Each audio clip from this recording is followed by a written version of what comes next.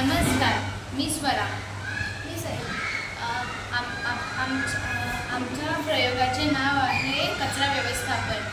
सध्याच्या काळात आपण बघतो की जिकडे तिकडे कचरा टाकलेला असतो, त्या कचऱ्यामुळे आपल्याला खूप सारे आजार होऊ शकतात आणि ते आजार तो कचरा जर आपण टाकलेला थांबवला नाही तर आपण खूप आजारी पडू शकतो. आपण बघतो की आजकाल कचरा प्लॅस्टिकमध्ये टाकलेला असतो, तर आपण त्या मॉडेलमध्ये इथे पंखा लावला आहे. त्या पंखा गोल फिरतो आणि त्यामधला प्लॅस्टिक ते पाडून आणि त्या प्लॅस्टिकच्या पिशव्यांमध्ये असलेली जी घाण ती घाण सुट्टी होते आणि आपण त्या मॉडेलमध्ये पाठीमागे पाण्याचा फवारा लावला आहे. त्याच्यामुळे ज्या प्लॅस्टिकच्या पिशव्यांमध्ये असलेली घाण ती धुवून निघते. आपण इथे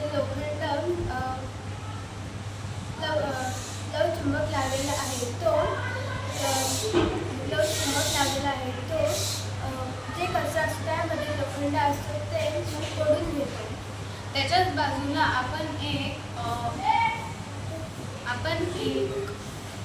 एक सेन्सर बसवले आहे. त्या कचऱ्यामध्ये असलेला कचरा तो सेन्सर ओढून घेतो आणि आपण त्याच्यामध्ये एक सेन्सर लावलेला आहे. त्याच्यामुळे कचऱ्यामध्ये असलेला कचरा तो शोषून घेतो आणि उरलेला कचरा बायोगॅसला नेतो. उरलेला कचरा बायोगॅसमध्ये नेतो आणि तो कचरा यातून बाहेर पडलेले लोखंड काच पुनर्निर्मितीसाठी जातं.